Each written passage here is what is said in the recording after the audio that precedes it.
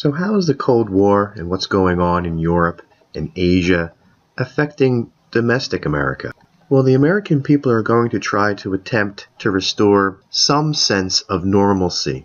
But unlike in the 1920s, the internationalism and the commitments that are needed by the United States globally to defeat communists doesn't allow it to become isolationist once again like it did at the end of World War I. However, domestically, America will look a lot like the 1920s and the 1950s, insofar as we're going to see a religious revival. There's going to be an increase in the rise of conservatism. The Democrats have been in power for a long time. Roosevelt has been elected 4 times, more than any other person, to the position of President of the United States.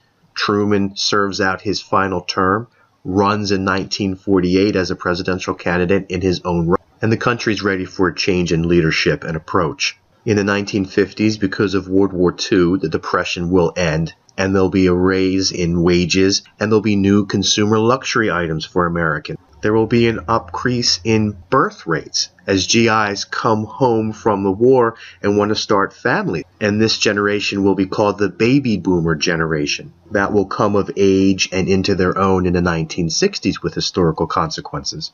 And these images are quintessential depictions of just exactly the new luxury items were. A red, fast, American-made car with a big engine and a fully decked out kitchen, typically in a new home built in the suburbs. And the picture wasn't all rosy for Truman and the United States and the American people for the post-war economy. There was a great deal of labor unrest as the country was moving from a wartime economy to a peacetime economy. During war, workers are typically asked not to demand pay increases because it's considered unpatriotic, and the country needs to focus all of its capacities towards winning a war. With the Second World War over now, labor wants a raise.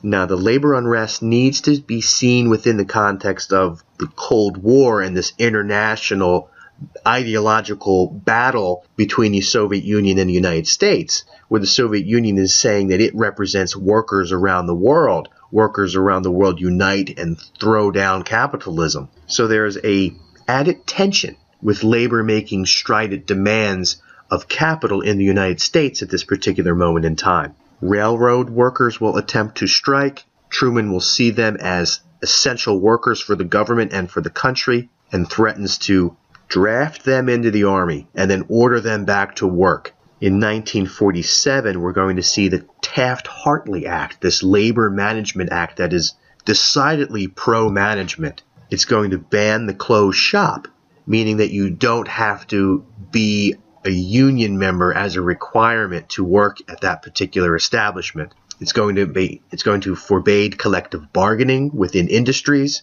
authorize the presidents to delay strikes.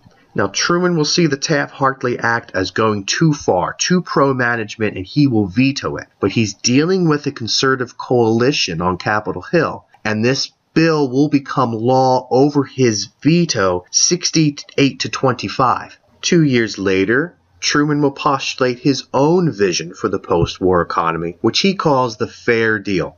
It's going to call for an increase in minimum wage, federal assistance in housing, support for health care, education, jobs and public works, and repeal of the Taft-Hartley Act. There's going to be quite a bit of debate on Capitol Hill, but the most significant aspects of the Fair Deal are going to be struck down by Congress. Now, there will be a minimum wage increase. There will be a 12.75% increase in benefits for Social Security, but the major pieces of Truman's legislation will go down to defeat. Now, it's important to convey that it wasn't all bad news in the post-war economy, quite the opposite. While Truman was unable to implement his Fair Deal entirely, nevertheless, the American people made incredible gains under the Truman administration in housing, education, living standards, and income. Unemployment all but vanished in the 1950s. 62 million Americans had jobs, 11 million were added to the rolls of the workforce in 7 years. Farm and corporate income were profitable once again, and 8 million returning veterans were able to take advantage of the GI Bill to go and get a college education. And that's above and beyond those that had their businesses, training and education and housing subsidized through the GI Bill as well. Nevertheless, Truman's popularity begins to wane. Southern Democrats are antagonized by the fact that the Democratic Party now has a civil rights platform as part of its official policy, and so Southern Democrats are going to pull out of the Democratic Party, and under a senator by the name of Strom Thurmond will create a mini party called the Dixiecrats, and they're going to try and run against Truman to his right in the 1948 presidential election. What we see is the New Deal coalition is falling apart.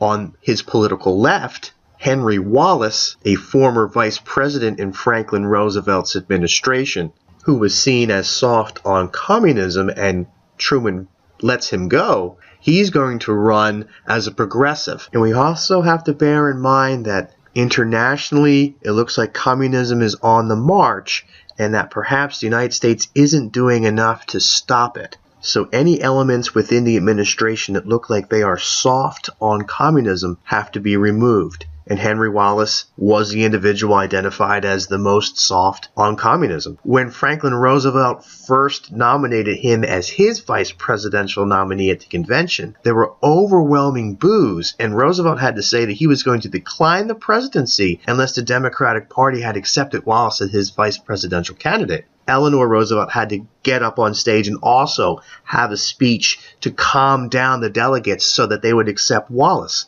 He was a controversial figure. When he runs against Truman, it seems like his entire party platform is coming from the Kremlin. And later on in the decade, in 1952-53, he will write a book talking about how he was wrong and how he was duped by the communists. But things weren't looking good for Truman. It was questionable whether he was going to win in 1948. It looked like the Republicans were going to win the presidency for the first time in a long time. But he's able to turn his election fortunes around because he looks tough when he calls back Congress into session to demand that they pass an agenda. When he postulates his fair deal and all the pro-labor, pro-union aspects of it, union workers are going to return to the Democratic Party. And then Truman is going to engage in some old-school campaigning with this whistle-stop campaign that starts in September of 1948. On a train called the Magellan, he will cross the country at little one-stop sign towns in the Midwest on the back of this train, and he would give his campaign speech. And so that's how he got out to see a lot of people. And this tactic of getting his face and getting his ideas in front of as many of the American people as possible, shaking as many hands and kissing as many babies as possible, has a profound effect on the outcome of the election. Let's take a look at this headline from the Chicago Daily Tribune. So confident were the major newspapers in the country that Dewey was going to defeat Truman that they went ahead with their copying early for the headline for the next day. And so when Truman winds up pulling this campaign out, there's egg on the face of so many editors and newspaper owners around the country who counted him as down and out. And we can see here in the Electoral College map from 1948 just exactly how the election unfolded. Truman's going to win 49% of the popular vote and 303 of the electors in the Electoral College, to Dewey's 45% of the popular vote and 189 electors. Strom Thurmond, this gentleman over here, is going to receive support in the Deep South. So the Deep South is going to break away from this New Deal coalition, and they don't know where they're going to go during the 1950s. They'll eventually work their way into the Republican Party, but that will be a process that will take about a decade. And then we have Wallace. Wallace doesn't pick up any state or any electors. But in 1949, as discussed, China falls to Mao Zedong and the communists. The most populous country in the world is now a communist nation, and it allies itself with the Soviet Union, and Truman and his administration is blamed for that. In the wake of this shocking event, domestic politics takes a turn to the worse, and we see the rise of McCarthyism, named after this gentleman here, United States Senator McCarthy from Wisconsin. He will give a speech on the floor of the Senate in which he declares that he has the name of 200 communist and communist sympathizers at high levels of the State Department. And it is his firm belief that there are communists that have infiltrated all areas of America's institutions, its colleges, its government institutions, its entertainment industry, and that these communists need to be ferreted out before they do untold damage to American society and our way of life. The Soviet Union have mastered the atomic bomb by 1950, in no small part due to the fact that they had spies at Los Alamos providing them with key information. So what McCarthy and McCarthyism represents and what he's stating seems to make a lot of sense to the American people. They are scared. We are now living in a time where the weapons of mass destruction that can be unleashed in a third world war might end civilization as we know it. So there's going to be a second Red Scare in the United States, a fear of communists and communist sympathizers undermining the American way of life. By Executive Order 9835 on March 21st, 1947, Truman is going to instill a federal loyalty security program, basically a loyalty oath that federal employees need to take. They're going to investigate the background of all federal employees and try to ferret out people who might be a security risk, meaning that they are communists or communist sympathizers. One can look at Henry Wallace's dismissal from the administration through this lens of the federal loyalty security program. And McCarthy and other politicians of his philosophy that saw communist sympathizers and communists everywhere in American society, like J. Edgar Hoover, the head of the FBI, and a young Richard Nixon, these politicians will also base their careers and grow their careers off of being decidedly anti-communist and anti-communist crusaders. And many Americans got caught up in the tide of this second Red Scare. We would see the blacklisting of Hollywood producers and actors, individuals who are accused of being members of the Communist Party. And so because Hollywood is in its own way a form of propaganda, we could not have a key industry in the United States be influenced by communist political ideology. And this is indicative of what happened across the country to individuals who were just tarred with the idea of being a communist or a communist sympathizer was enough to ruin their lives, oftentimes with very little in the form of due process. Hoover will instruct his FBI agents to keep tabs on anyone who might be a communist, and Hoover saw communists everywhere. Richard Nixon is going to create his career by charging a senior State Department official named Alger Hiss as a communist, and he will out him from the government politically on Capitol Hill. The House of Representatives would have the House Un-American Activities Committee, which is created in 1947, and that's going to bring Americans in front of it and grill them. And in the Senate, Joseph McCarthy is going to be doing the same thing, using his subpoena power to bring individuals in front of him and testify as to whether they're communists or not. And just being dragged in to testify was enough to destroy lives. Now, McCarthy is going to make a key mistake when he attacks the United States Army. And he's going to bring United States Army Counsel Joseph Welch in front of his testifying committee and attack him and to say that the United States Army is filled with communists, when Mr. Welch demands that he produce evidence, because McCarthy never gave one shred of evidence ever. He never produced a name of 200 senior State Department officials. He never produced a name of individuals within the United States Army that were communist sympathizers. When he wasn't able to do that, McCarthy then starts to attack one of the assistants of Special Counsel Welch, and this famous line of "Have you no shame, sir? Have you no shame?" finally starts to diminish the reputation of McCarthy in the eyes of the American people. He will then be censored by the Senate, and his political fortunes will start to wane, but the damage that he did was already done. And within this context of fear and suspicion and the idea of perhaps we're going to be engaged in an atomic war against China and the Soviet Union, Truman wasn't able to get much done domestically in 1948. Roosevelt's New Deal coalition breaks. That was evident in the election when the Dixiecrats pulled out of the Democratic Party and elected Strom Thurmond on a states' rights platform that was antagonistic towards civil rights. It was indicative when the Progressive Party and Henry Wallace pulled out of the New Deal. An international events in confrontation with the Soviet Union is going to take up all of Truman's time during his administration. Soon after becoming president, we're going to have the Korean War in 1950. And so Truman wasn't able to accomplish much. And the country's tired of Democratic leadership. Eisenhower is deciding whether he wants to run as a Democrat or a Republican. He's probably unbeatable because he's a national war hero. He decides to run as a Republican in 1952. He wins easily, and on his coattails, the Republicans gain majorities in the House and the Senate. So what's Truman's legacy? The United Nations can be considered one of his lasting legacies. The Truman Doctrine, containment and the Marshall Plan, the key aspects of confronting the Soviet Union in Cold War, the GI Bill, which helped send an unprecedented amount of Americans to college. He ended segregation in the U.S. Armed Forces and the government, and his Fair Deal, the programs that attempted to improve the living conditions, higher minimum wage, and Social Security benefits to more Americans. And that Taft-Hartley Act that reduced the strength of unions that was signed over his veto and he was not able to repeal during the Fair Deal.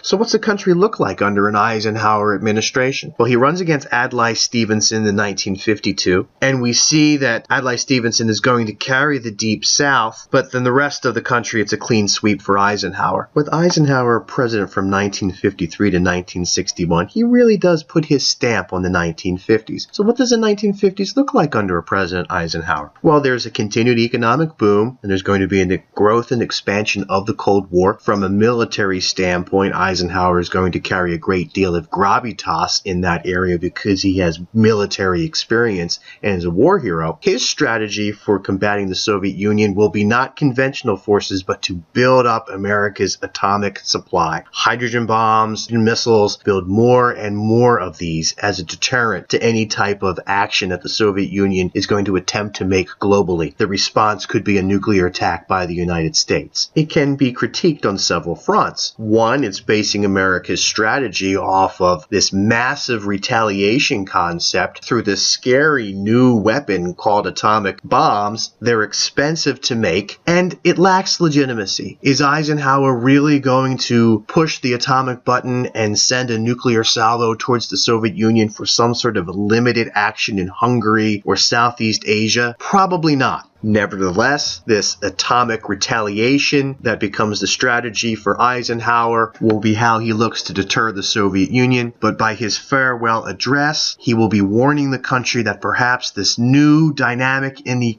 economy called the military-industrial complex has become too big, takes up too much of the domestic budget, and has to be curtailed somehow. But Eisenhower started the country down on that path, and military expenditures still remain higher than any other country in the world. Now, generally, overall, social critiques and historians that critique the Eisenhower age say that it's rather bland and conformist. That could be true, but you have to put things into proper historical context as well. The country's coming out of 15 years of chaos. There's a decade of lost economic development for beings because of the Depression, and then we have 5 years of World War and trying to solve the issues that arise at the end of World War II. And Americans and the society that they built in the 1950s, it's unfair to critique it in the way that it is as bland and conformist because they had lived through such chaos for 15 years that they just want to settle down and get on with some sense of a normal life. So what does a sense of a normal life look like in the 1950s? Well, Eisenhower, he's going to not be afraid to invest federal funds into major public works projects. This new dynamic we see as a vestige from the New Deal and Roosevelt's different public works. And Eisenhower, during his administration, June 29, 1956, will authorize $25 billion to build 41,000 miles of roads in the United States under the National Interstate and Defense Highways Act. Now, this new roadway system is necessary because so many Americans are now buying automobiles. The automobile industry is back. And there's also a new piece of technology that has been invented called television. And these two products put together in this new consumer economy that's getting back on track from the 1920s, now in the 1950s, they'll transform American life. This consumerism is going to be based off of higher wages. America's wages will start to rise. Truman's Fair Deal and the minimum wage increase is indicative of that. The veterans' benefits that they're going to get through the GI Bill and demand. And so we see television is going to have this transformative effect on American culture because rather than going out and attending social events and entertainment outside of the house, American families are now going to become more insular because of the television and have events and programming beamed into their house. So we see a decrease in Americans joining clubs and different organizations in the 1950s. And what are the type of shows that they're watching on this new television set? Well, I Love Lucy, Father Knows Best, The Ed Sullivan Show, The Lone Ranger. These are the type of programming that's going to be critiqued as bland and conformist. Now, alongside television and the automobile, the rise of the suburbs will be the other major societal change that we see in the 1950s. The change in gender roles and the opportunities in the economy that men being away fighting at war would create for women will come to an end quite quickly in the 1950s as veterans come back and they receive preferential treatment insofar as hiring, and Rosie the Riveter is expected to go home and become Rosie the Baker. This is not going to sit well with many women in America. We're going to see an increase in racial segregation,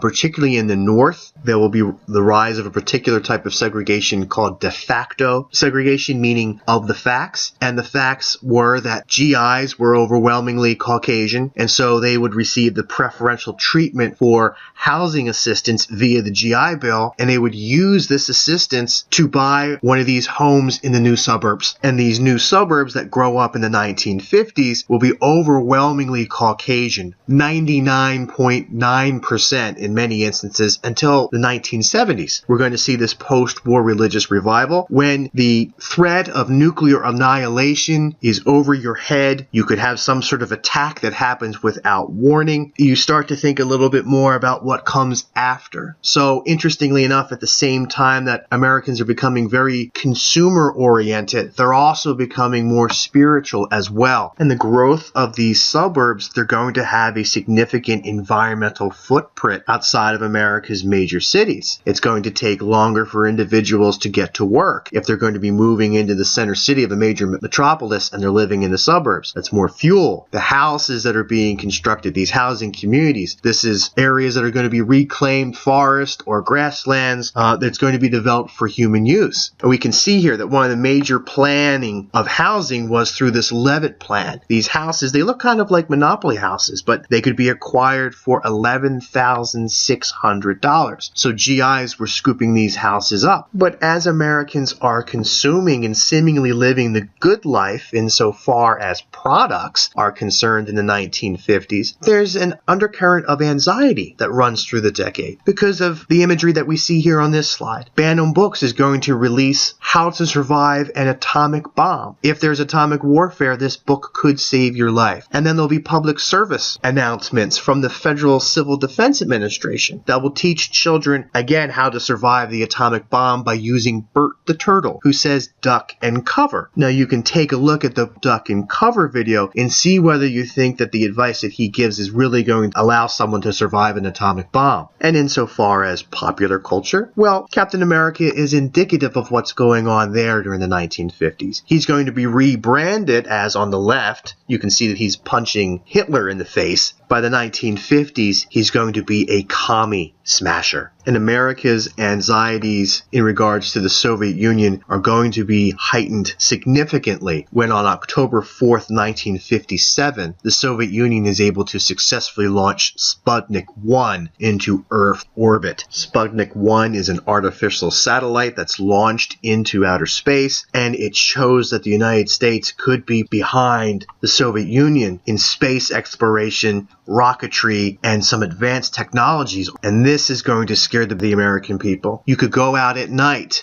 and you could look into the sky and you could see Sputnik orbit over the United States. And Americans had no idea what sort of equipment this thing had on it. Was it releasing some sort of chemical into the air over Americans? Did it have cameras and sophisticated photography information on it? No one knew. And that heightened the anxiety for the American people. And we can see how important science is becoming in the 1950s. The first mainframe computer is going to be in 1951 by IBM. Our hydrogen bomb test is in 52. The structure of the DNA. The double helix is going to be discovered by Watson and Crick in 53. There'll be a vaccine for polio. Our first nuclear power plant is going to be commissioned in 1957. Mostly in response to Sputnik, we're going to see the National Aeronautic and Space Administration, or NASA, created in 1958. America has to catch up insofar as science, technology, and space exploration is concerned with the Soviet Union. And then in 1959, we see our press conference for the first 7 American astronauts. So what would be our quick review of the 1950s insofar as the home front is concerned in the Eisenhower administration? Well, into society, we see the growth of the suburbs. There's an increase in automobile ownership in the national highway system that's created, the interstate highways. Families are going to travel on that highway system to national and state parks. We're going to see a migration of individuals to the Sun Belt, this area between Texas and California, with good weather and more businesses and industries, and human capital is going to head towards the Sun Belt. In our economy, we will see the development of the service economy. Franchise businesses such as McDonald's will start to form in the 1950s, as well as multinational corporations. These are businesses that get big within the United States and then begin to have investments overseas. Well, where does the loyalty of a multinational corporation lie? That will be a question that has to be answered in subsequent decades. We see the rise of the information industry alongside the rise of that mainframe computer that's created by IBM. And in a process that will take place over several decades, we will see America start to lose its manufacturing base. And also there will be fewer people within the farming industry that will start to become agribusiness. Now in education, because of the GI Bill, more people are going to be attending college than ever before, men and women. There's going to be federal support for this in increased funding, especially for science and math. Now that makes sense in the context of Sputnik and this nuclear and space race that has developed between the United States and the Soviet Union. And so there's going to be boosted funding for public universities. Our next lecture, let's take a look at civil rights in the 1950s.